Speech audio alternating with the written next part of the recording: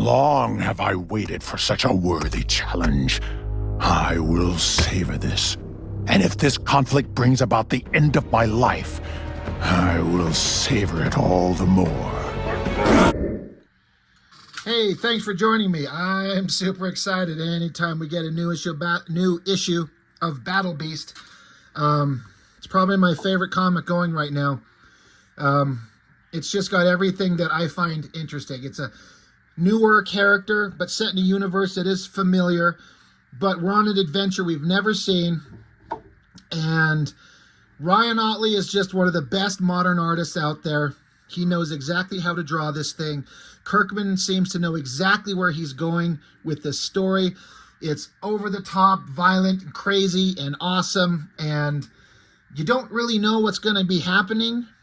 There's only one thing that is for certain in terms of the story, and if you've read the Invincible comics, you know, because this is set in the past of the Invincible comic.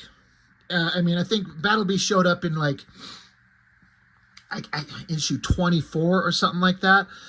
And this is set after that because BattleBeast didn't show up again in Invincible until like the 70s or something like that. I might have the numbers off, but it's something close to that. So the character was introduced in Invincible, and then he was gone for a long time. Then he just showed back up, and he was just kind of like a secondary character, just a background guy that made a lot of noise for a minute and was pissed off when the fight he was involved in sucked, and he left pissed.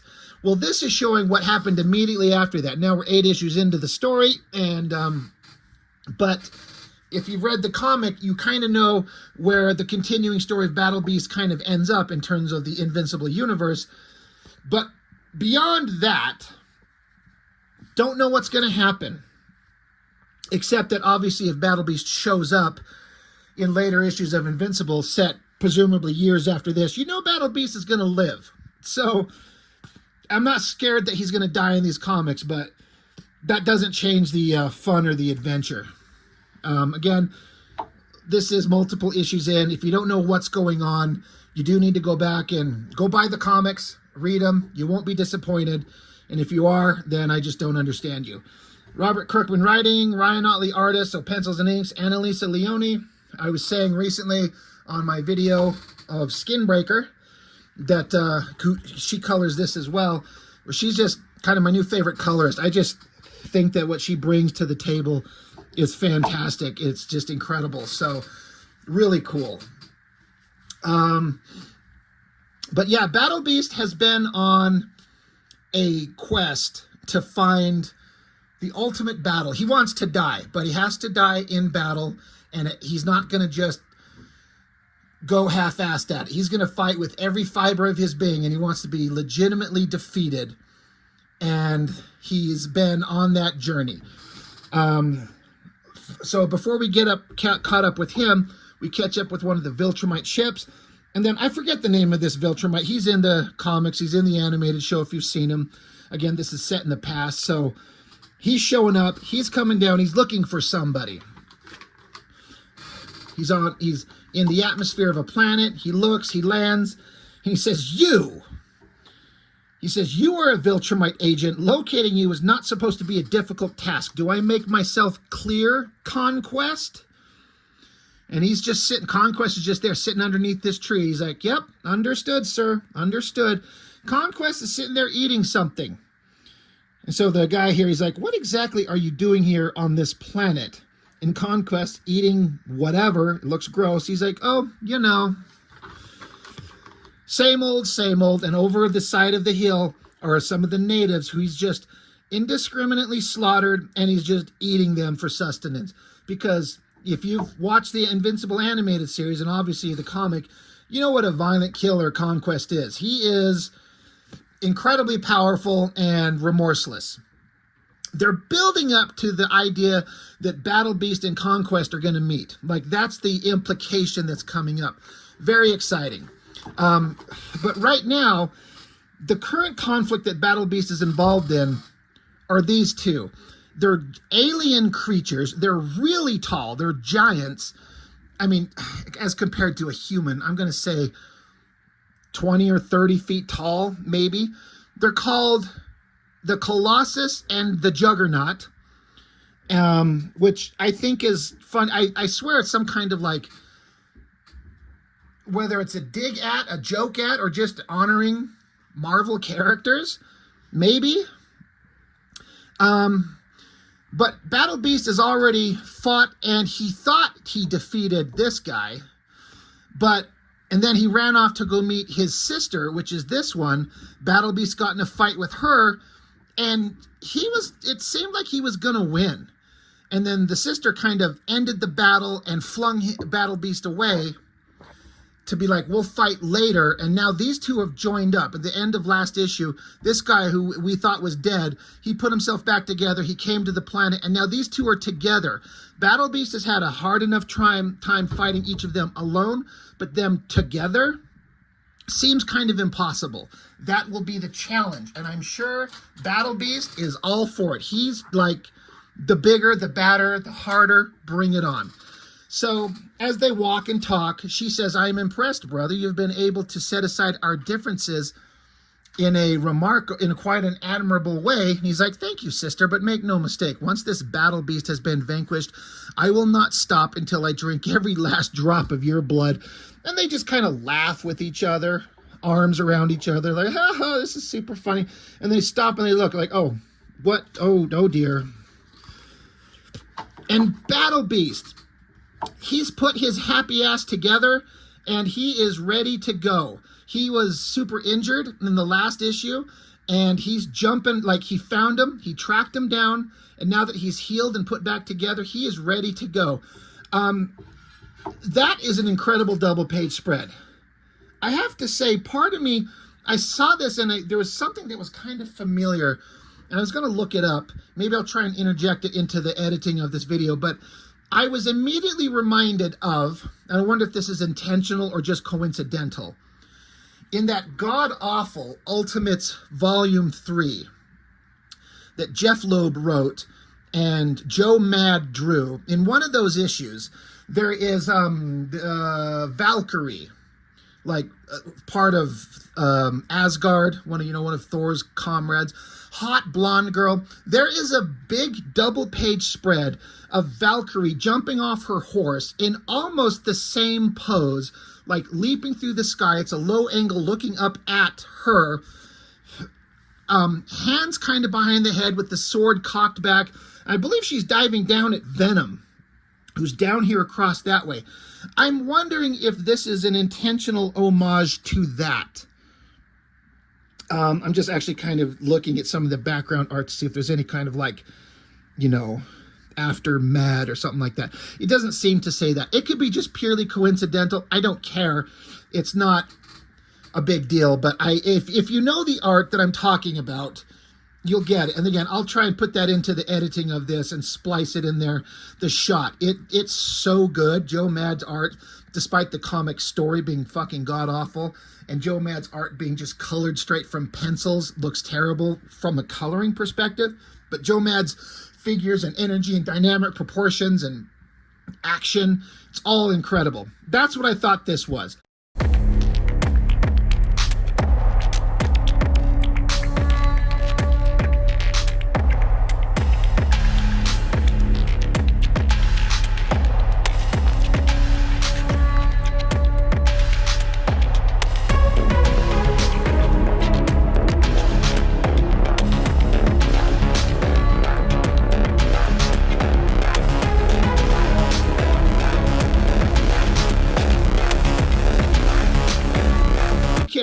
Move on, Rob. Battle Beast, he's got his sword. Now, for those who don't know, this sword, he actually, these monsters themselves, they have these spikes that come out of their hands. You can kind of see little nubs of them in their fingers, or rather their hands next to their fingers. They can extend out like giant claws, and they're very dangerous weapons.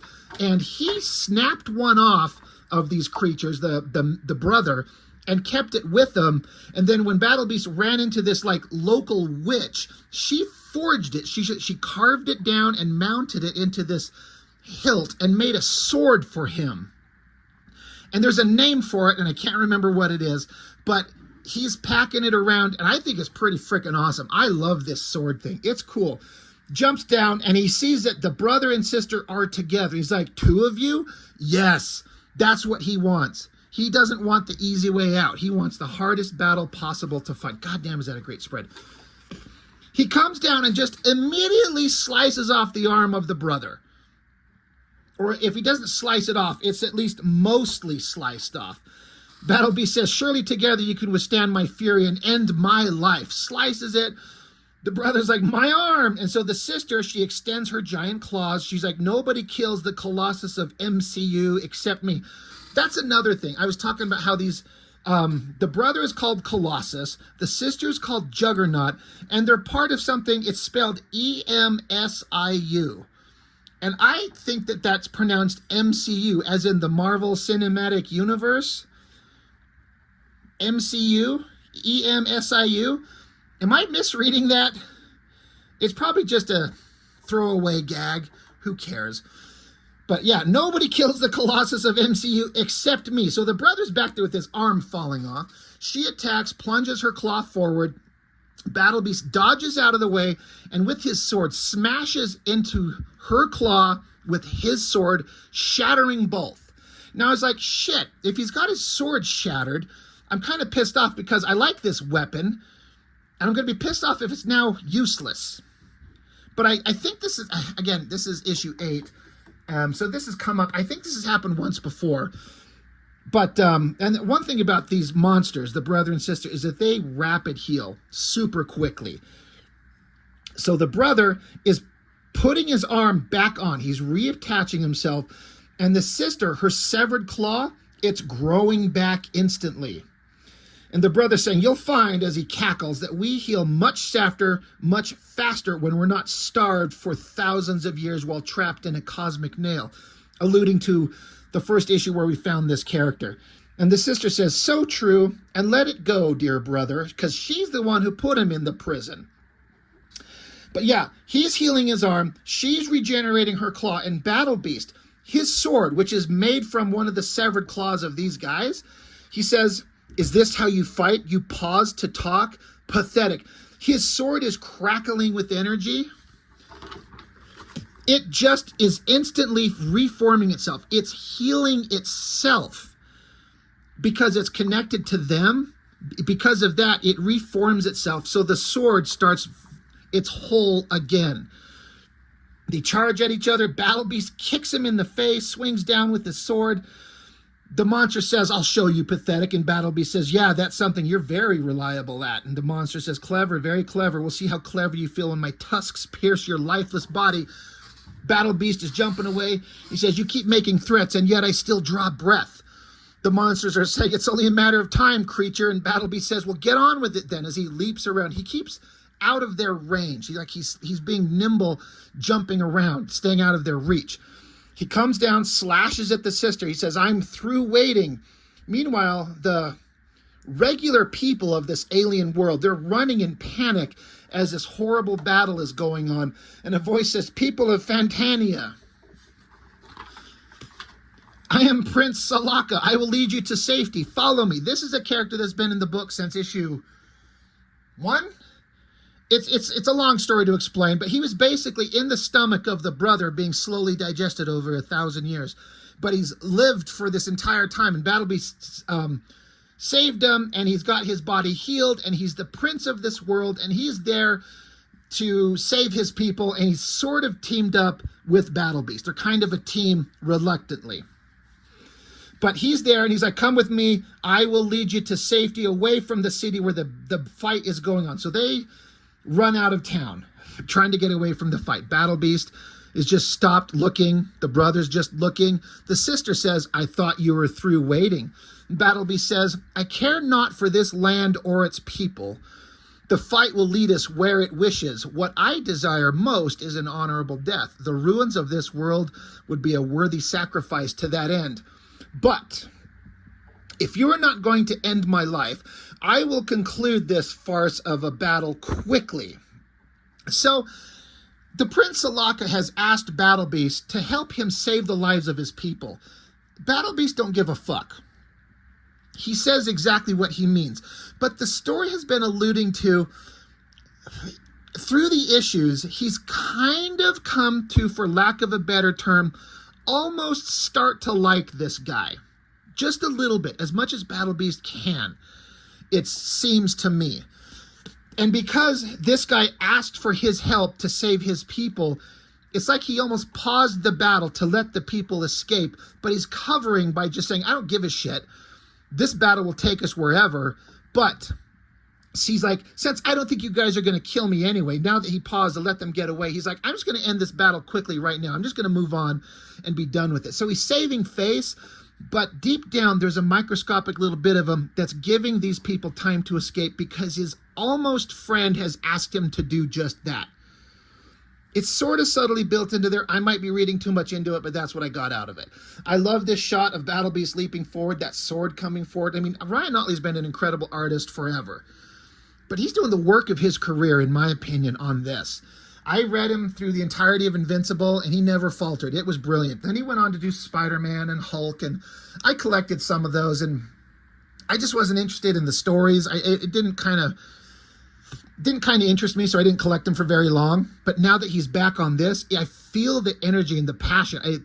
And from his own social media post, Otley says that doing this stuff is some of the funnest stuff he's ever done. And he's having the time of his life. And to me, it shows. This stuff is all incredible. It's fantastic. This is just so fun. So Battle Beast charges against the Colossus and the Juggernaut and does this awesome, like, double attack, stabbing the sword through the brother's face, like up and under the chin, almost cutting his face entirely off, which he actually does do, while kicking the sister in the face, distracting her. So Battle Beast is being smart. He's not just trying to, like, go through brute strength. He's like, I need to kill these fuckers. So he cuts his face off, literally severs it, so his brains are falling out. The sister yells, brother, no. And so Battle Beast puts his sword, he sheaths it on his back, dives onto the open hole where the brother's brains are, and he starts eating his brains. Battle Beast says, I'd like to see you heal from this.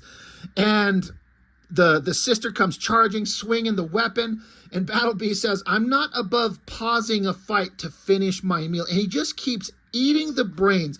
And he's doing it to, one, if he eats the brains of this fucking thing, it has to kill it, right? That's the idea. Will this guy survive this? I'm guessing no, but who's to say? But I love the sound effects. Nom, nom, nom, nom, nom. He's just like, just eating the guy's brains, doing it while looking up and making the sister watch as he licks up the empty inside skull where her brother's brains used to be. That is awesome. Battle Beast is eating the brains of his enemies. The sister comes along. Battle Beast thrusts his sword forward into her chest while he's like, one more lick, please. A meal this delicious must be savored. So while he's fighting her, stabbing her, he's still focused on licking out the empty skull of her brother. This is some, like, trolling shit from Battle Beast. He's so done with these fuckers. He's done with them, and he's like, I'll keep eating your brother's face while I stab you to death. And then he stabs her, and then he intentionally, it looks to me like he snaps the weapon off intentionally. So he's left with the severed hilt. He continues to lick up the brains, and the sword recharges and forms again. He stabs her again, and then snaps off the point. Stabs her again, snaps it off, stabs her again, snaps it off, stabs her again, snaps it off. Because it's showing through the art that he's twisting it intentionally. So he stabs and twist it to break it so that she's impaled multiple times. I'm like, this is badass. This is so great. This is so cool. And then he reforms his sword again. It just keeps regrowing. And I looked at this part. When I got to this part in this book, I'm like, this would make a fucking amazing video game. If you were just Battle Beast on an alien world and this is your weapon, and when it snaps, it regenerates. But there is the sister, the Juggernaut, stabbed multiple times with this weapon, claws out, the face of her brother down there, his empty skull there. She's like, is that all you got? And he says, no, it most certainly is not. I love this. This spread is incredible. I hope he sells this original art for thousands of dollars. I would love to have it, but my God, it looks great. So the sister, she just looks on, kind of calm. She says, "This fight is only beginning. You face the juggernaut of MCU. This land will quake and its people will cower until one of us is dead." And Battle Beast just smiles and he says, "Perfect." The end. Again, it's not much. There's not a lot of deep story. It's all just kind of action, but the story has been built up to that. And I've reviewed a lot of comics from a lot of places. There's one particular very famous artist who has had a studio in the past and produced a bunch of books that I have criticized for being nothing but mindless, stupid action, and it's a boring, hollow reading experience. I submit this as an example of you can absolutely have a badass character who's super tough, super strong, and you know he's the toughest, most badass character ever. But rather than just tell us that your character is super badass and then have them face waves upon waves of faceless nobodies with round bubble masks that are just indecipherable, uninteresting nobodies, and have your hero slay them forever, that is boring. It means nothing. But when you take that same idea, introduce your character, and demonstrate, you show us why your hero, Battle Beast, is so powerful, and you put him up against bad guys who are incredibly powerful, they rapid heal, you want them dead because you've seen the actions that these monsters have done. You want the hero to defeat the villain, and if you get all your ducks in the row and you build up the story, you can have a comic that is essentially nothing but a big, bloody, violent fight that you get done reading in 5 minutes. And you come away with it from it going, I fucking loved it. And it was a satisfying reading experience, not just visually a bunch of art that kind of looks pretty, but the best case scenario is beautiful art combined with a story that you're invested in. And that's the shit you remember, rather than just a book of, oh, look, here's a guy that sounds like Forrest Gump running around saying, I am the greatest violent fighter ever. I will defeat you. And then fights a bunch of nobodies. You don't care. If you've been reading comics for a long time and there's stories that stick with you, that moved you and make you think about them forever after the fact, I bet you it's because the story is what got you. The art gets you first. You come for the art, you stay for the story, right? This is a perfect example where you can just have bloody, violent action almost the entire comic, and you get done and you're like, fucking A, I want more. When is the next issue? As opposed to, yep, I've seen that before, and you set it aside and you go read something else. I hope that point makes sense. Because, again, if you watch my channel, you know that I rip on some certain books, certain artists, certain creators, especially in the past, and a certain one these days, who does nothing but just create books that is just fight after fight after fight after fight, and there's no emotional weight, there's no stakes, you don't give a shit about anything. But here we are, I give a shit about everything.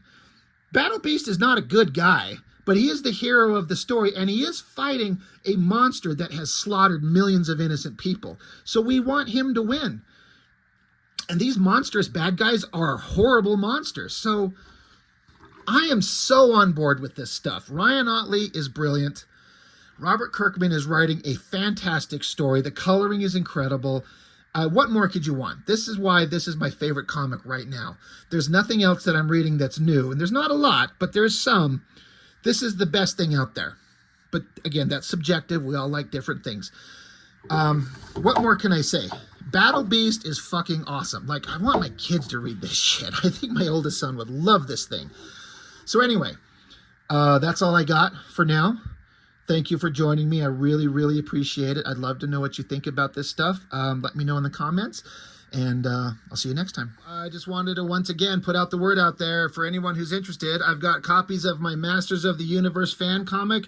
It's 6 volumes showing you right here in front of you. All of them are graphic novel sized. 80 pages minimum. The final volume was like 130 something pages. It's a fan comic I've been working on for years, and I finished it up just last year, And I was promoting it on my channel before the regular videos for a while. Then I ran out of stock on some of them, and I had to get restocked on it, which I have. So I've got copies of all of these available. If you're interested, hit me up on... I got links to my Instagram. You can find me on Facebook. You can pick these up and I can just mail them out to you. In addition, I've got a few copies left of a sketchbook I printed up about 2 years ago. I got a couple copies of this left. Just a bunch of female figure drawings, sketchbook stuff there. In addition to that, I have copies of this Ghost Agents book, of which is a kind of an anthology book with a bunch of different stories from a bunch of different artists in here. And I was lucky enough to get allowed to have a short story printed in it, and I did not bookmark it. So as I sit here trying to flip to it, God, I already probably passed it. This is just shit planning on my part. Where the hell is it? There we go. Jesus. Right here, it's printed on beautiful newsprint where the coloring just reproduces just in an entirely different way than modern glossy comics. So I have copies of these. I was actually getting really low, but the Ghost Agents guys reprinted my art in a new book, and as compensation, they sent me a whole bunch of more copies of it. So I have copies of this available. There's also a backup story with some material based on the Metropolis movie. I'm sure you're all aware of that. You've seen that. There's material in here. It's all beautiful work. So I can't recommend this stuff enough from these other artists and creators, but I have work in this one. I've got my sketchbook, and I've got my Masters of the Universe fan comic. So if you're interested, let me know, and I can get you copies of them, and we'll call it a donation to the channel. And that's all I've got for now, so on to the video.